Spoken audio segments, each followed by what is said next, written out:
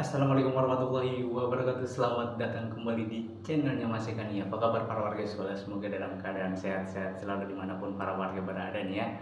Oke, di video kali ini Mas Eka mau berbagi informasi seputaran tentang PPDB, masih sama ya. Persiapan untuk pendaftaran PPDB. Jadi sebelum mendaftar PPDB, para warga bisa mempersiapkan hal-hal berikut ini agar nanti pada saat PPDB-nya itu bisa langsung eksekusi ya, bukan berkasnya. Kalau berkasnya itu sudah masih bahas di video sebelumnya. Nah, ini lebih ke triknya ya, lebih ke trik apa yang harus, langkah-langkah apa yang harus dilakukan oleh para warga sekolah sebelum PPDB nanti dimulai ya. Nah, di video kali ini Mas Eka akan berbagi informasinya. Tapi sebelum itu, untuk para warga yang mungkin baru menemukan channelnya Mas Eka nih, silahkan subscribe dulu channel ini untuk mendukung channelnya Mas Eka agar bisa berkembang lagi dan bisa memberikan informasi-informasi terupdate kepada para warga sekolah pastinya ya. Dan para warga juga bisa join di Telegramnya Mas Eka ya, di sini. Di situ biasanya nanti Mas Eka akan melampirkan undangan KJP, BPMS ya untuk para warga sekolah, dan juga nanti ada beberapa informasi seputaran tentang PPDB juga Mas Eka akan lampirkan di situ untuk file-filenya, karena di YouTube tidak bisa melampirkan file ya. Oke, langsung aja, apa sih yang harus dipersiapkan untuk pendaftaran PPDB selain berkasnya? Triknya apa aja Mas Eka? Yang pertama nih, terutama untuk para warga yang mau masuk ke SMP dan SMA ya. Jadi kalau yang mau masuk ke SMP dan SMA, pertama adalah tentukan terlebih dahulu jalurnya ya. Jalur itu udah Mas Eka bahas di video-video sebelumnya. Ada beberapa jalur yang memang bisa dimasukin dan tidak bisa dimasuki oleh para warga sekolah ya. Yang bisa dimasukin mana aja? Yang bisa dimasukin biasanya jalur prestasi ya, akademik dan non akademik. Jadi jalurnya dulu dilihat ya, dipilih dulu nih. Kira-kira saya mau memakai jalur yang mana? Ada juga ya para warga yang udah nggak mau ngambil pusing, udah saya mah ngambil aja semua jalur ya, bebas nggak apa-apa gitu kan, mau diambil semua jalur juga ya. Memang disarankan seperti itu, diikutkan semuanya. Tapi kalau tidak masuk kriterianya, ya kita harus punya plan yang kedua gitu kan. Nah, setelah kita tahu nih, oh ada 4 jalur, dari 4 jalur ini saya hanya bisa menggunakan 3 jalur, jelas tuh ya. Jadi ketika nanti tiga-tiganya gagal, kita punya plan B. Plan B-nya apa? Anak ini mau di sekolah, atau para warga nih mau sekolah di mana? Mungkin kalau orang tua peserta didiknya, anak saya mau disekolahkan di mana nih? Di swasta kah, atau tetap di negeri tapi di madrasah, atau bagaimana? Itu punya plan kedua dan ketiganya gitu ya. Kalau misalkan nanti begitu PPDB baru dia action, ya udah pasti bakalan berantakan tuh. PPDB yang di Kemenaknya tutup, di swastanya juga semakin dekat dengan masuk sekolahnya semakin mahal, bayaran dan segala macamnya gitu ya. Nah, makanya dari sekarang di planning dulu, ditentukan terlebih dahulu mau pakai jalur mana nih. Kalau jalurnya sudah dilihat ya, para warga tahu nih jalur, oh ada jalur prestasi akademik dan non akademik. Wah, anak saya kira-kira, atau para warga nih, oh bisa nih saya masuk di jalur prestasi akademik, ya lakukan gitu kan. Wah, saya nggak punya sertifikat Mas Eka, apakah saya bisa masuk non akademik? Bisa aja, tapi nanti harus lebih kerja keras mencari sekolah yang memang kuotanya misalkan 5, tapi yang daftar di non akademik hanya 3 atau hanya 2 gitu kan. Nah, para warga nanti bisa masuk di situ tapi urutan terbawah. Nah, kalau misalkan nanti ada yang masuk lagi gitu ya, ada yang masuk 5-5-nya mempunyai sertifikat, otomatis nanti para warga akan hilang tuh kalau misalkan di non akademik. Sementara kalau yang di akademik gitu kan, kalau memang nilainya bisa lebih tinggi ya apa-apa. Banyak juga yang mengecek di arsip sebelumnya, itu tidak bisa menjadi patokan ya.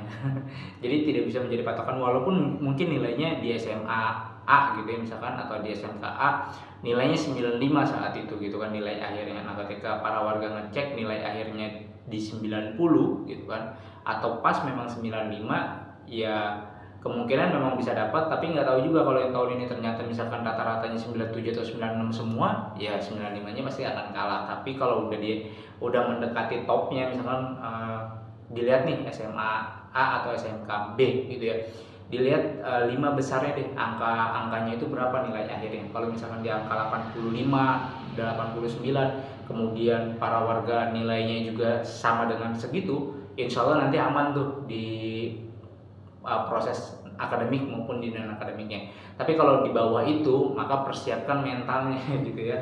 Tinggal dilihat, biasanya kalau misalkan kuotanya makin banyak maka nilainya bisa akan lebih tercover yang paling kecil gitu. Tapi kalau kuotanya dikit ya udah saingannya juga akan makin ketat tuh ya. Yaitu yang pertama, dilihat dari jalurnya. Yang kedua adalah di jalur itu kan ada jalur zonasi ya. Nah kalau di jalur zonasi ini para warga harus benar-benar melihat sekolah yang paling terdekat terlebih dahulu. Jangan mentang-mentang umurnya tua gitu ya, umurnya besar gitu ya, tapi dia tidak melihat zona. Bisa jadi dia ada di zona 3 umurnya tua, terus ternyata ada di zona 1 nih yang umurnya muda, itu pasti kalah ya. Yang zona tua yang zona 3 umurnya tua itu pasti akan kalah dengan yang zona 1 yang umurnya muda, karena dilihat dari zonanya terlebih dahulu. Makanya dilihat di list dari sekarang sekolah-sekolah yang memang zonanya itu terdekat dari rumah. Kalau di DKI tahun kemarin itu dia tidak menggunakan, beberapa tahun belakangan ini tidak menggunakan mengukur jarak ya. Jadi enggak, misalkan jarak dari rumahnya ke sekolah itu 100 meter atau 1 kilo atau 2 kilo gitu. Nah di DKI tidak menggunakan jarak seperti itu, tapi dia menggunakan metode yang lain gitu kan untuk menentukan zonanya. Untuk yang tahun ini nggak tahu nih menggunakan metode kayak bagaimana, tapi yang jelas sampai dengan saat ini masih di plotting kalau tidak salah, apa sudah selesai, Mas Eka belum dapat informasi lagi.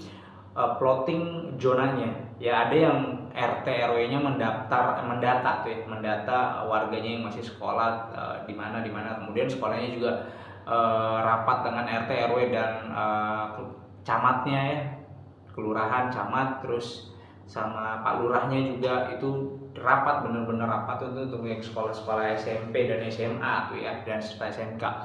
Jadi ambil sekolah yang memang terdekat dari rumah terlebih dahulu. Bagaimana kalau Mas Eka, kalau saya masuknya di zona 3? Ya udah, dari zona 3 tersebut kira-kira diurutkan terlebih dahulu. Misalkan dari zona 3 ada 4 sekolah atau 10 sekolah nih yang bisa didapat. Ya udah, itu 10 di list dulu kira-kira mana yang potensinya paling besar ya. Jadi dilihat terlebih dahulu. Bisa juga mengacu dari tahun yang kemarin, kalau memang umurnya agak tua ya takutnya nanti.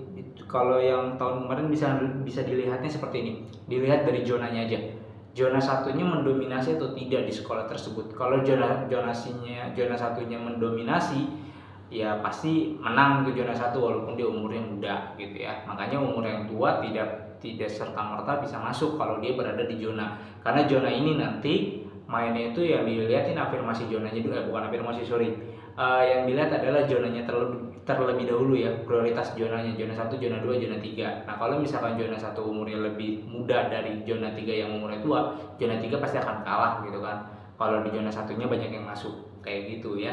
Nah jadi pertama adalah lihat dulu jalurnya, yang kedua adalah di mapping dulu sekolah yang paling terdekat dari rumah para warga sekolah. Nah sementara untuk yang jalur afirmasi ya, kalau yang memang sudah memiliki KIP dan KJP dan sudah terdata memang ada datanya gitu kan, atau yang memiliki KJP aja, ya itu juga sama di list aja dulu ya, karena juga walaupun dia punya KJP dan PIP juga dilihat dari apa ya, Mas Eka lupa kemarin itu juga nanti ada seleksinya lagi gitu kan, ada urutannya lagi.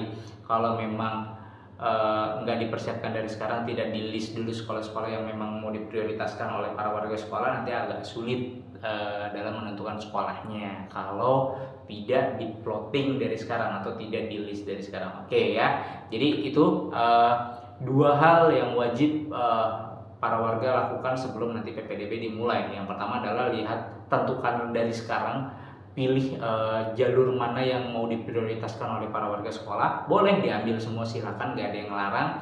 Selama memang belum terdaftar maka bisa diambil jalurnya, tapi kalau memang sudah terdaftar nggak bisa, kan udah masuk ya. Terus yang kedua adalah pilih sekolah yang terdekat dari rumah, walaupun dia berada di zona 3, bisa di list zona 3 itu sekolahnya mana aja ya, nanti di list, didata semua.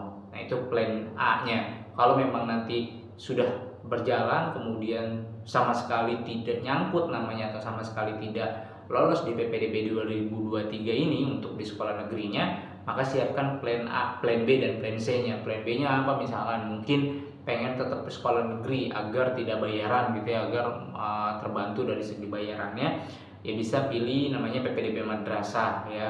Kalau yang MTS dan MA itu lumayan cukup banyak, sementara kalau yang MI ya untuk di DKI Jakarta itu masih minim ya. Kalau yang MTS dan MA, Madrasah Sanawiyah dan Madrasah Aliyah Negeri itu masih lumayan cukup banyak jangkauannya ya, terutama di barat itu lumayan banyak, ada MAN 1, MAN 19, 17 apa 16 masih lupa, itu lumayan cukup banyak. Jadi pilihan opsionalnya kalau memang di negeri umumnya nggak keterima, masih bisa ada di negeri madrasah sama aja ya, yang membedakan hanya di bawah Kemenak aja.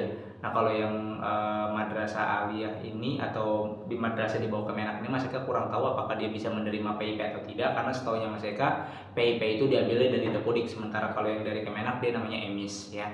Terus kalau yang SD-nya kalau udah nggak kepilih pengen masuk ke MI itu memang agak sedikit untuk di DKI Jakarta, atau kalau memang di umum nggak dapat, di madrasah nggak dapat, ya mau nggak mau plan ke B-nya adalah plan C-nya adalah ke swasta gitu ya. Kalau mau menunggu 1 tahun lagi ya silakan diserahkan lagi kepada para warga sekolah masing-masing gitu ya. Oke, mungkin itu aja informasi yang bisa Mas Eka sampaikan. Mudah-mudahan informasi ini bisa bermanfaat dan bisa menambah wawasan para warga sekolah seputaran tentang PPDB tahun 2023. Seperti biasa, jika ada pertanyaan silakan langsung tanyakan saja di kolom komentar. Jangan lupa untuk di like, di share, dan di subscribe channelnya Mas Eka untuk mendukung channel ini agar bisa berkembang lagi dan bisa memberikan informasi-informasi terupdate kepada para warga sekolah pastinya. Dan Mas Eka undur diri, sampai jumpa di konten berikutnya. Wassalamualaikum warahmatullahi wabarakatuh.